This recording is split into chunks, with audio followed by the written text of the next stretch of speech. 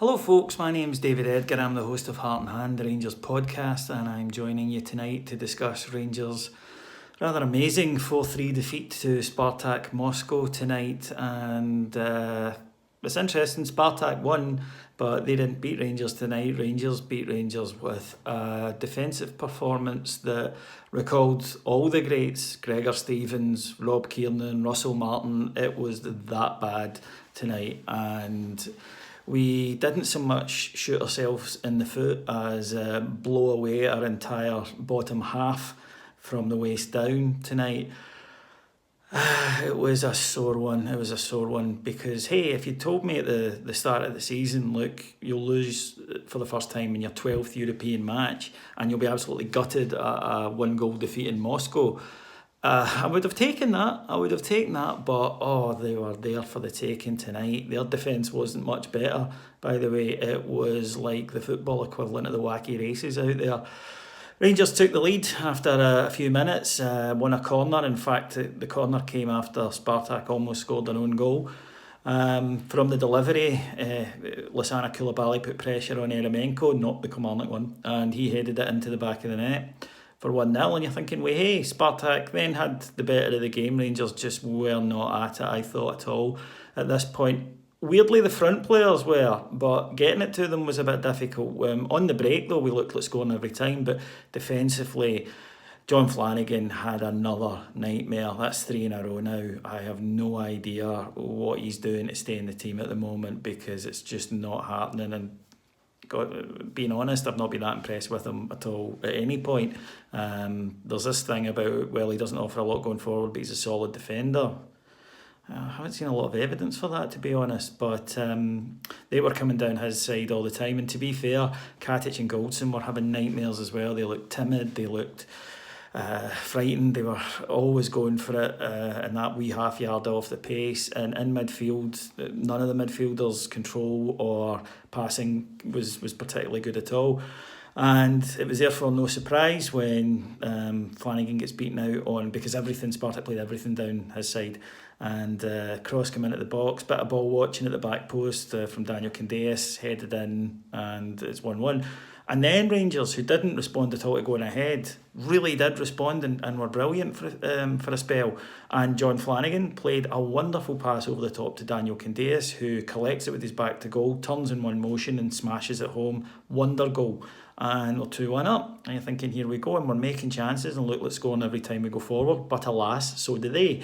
And they equalise with another horror show. Again, Flanagan doesn't do enough on his wing. The ball comes in, and Connor Goldson, for reasons best known to himself, goes to clear it with his right foot rather than his left, and ends up, of course, sclaffing it into the far corner for 2 each. And you're thinking, for goodness sake, Rangers, what's going on here? And then we make it 3-2.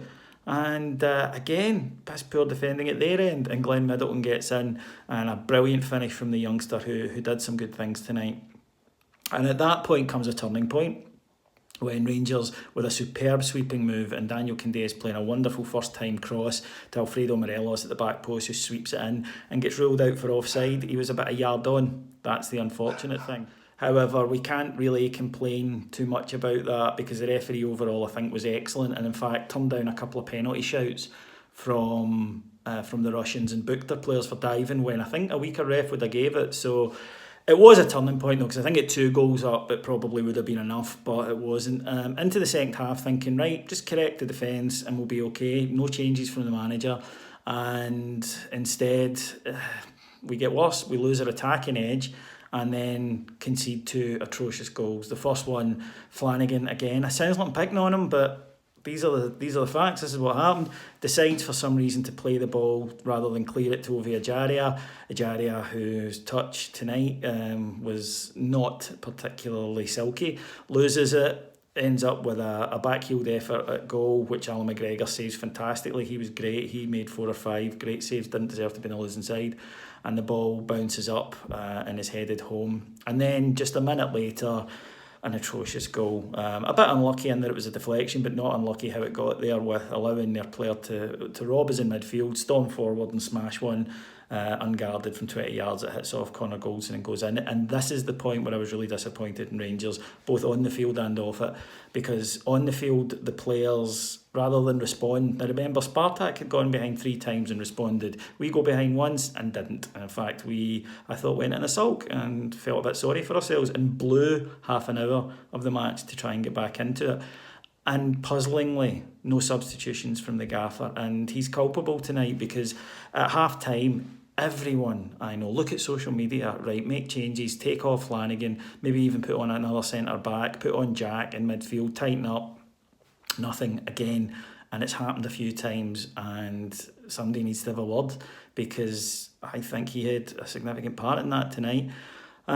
We almost equalised right at the death. A great delivery from Middleton, headed down by James Tavernier onto the post, and then pretty much summing up our luck, it runs right across the goal, and no one can get the final touch. But we blew it, I'm afraid. And look, tomorrow I'll wake up and I'll go, we're still in this group, and there's a long way to go.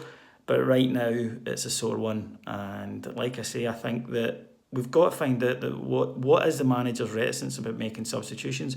Why did he not take off players who are badly performing? Why did he not change it to put someone out there to defend that left-hand side? Because for the whole game, they just strolled down it. I don't want to see John Flanagan for a long, long time. What's happened to Lee Wallace? He's still about, and he's surely a better bet than what we're seeing at the moment. But even if he's not, Andy Halliday most certainly is. And you can talk about rotation, but Andy Halliday's not played that much. He doesn't need a rest. I just think Rangers had a very, very bad night at the office, with the exception of Candeas, Morelos for large chunks of it, and Alan McGregor, and that's not going to be enough to win you a match. So we're still in it, and we're fortunate, but if we ever defend like that again, then we won't be. So it's just a case now of picking ourselves up. Sunday was must win anyway. Now it's crucial. We have got to get 3 points, or the mood is going to be pretty low. 3 goals away from home in Europe, and it's not enough for the win. Unbelievable, but such is the life of being a Rangers fan. Okay, folks, I'll be back to talk to you after the game on Sunday, and hopefully we'll be a wee bit brighter than I've been tonight. Till then, take care. Bye.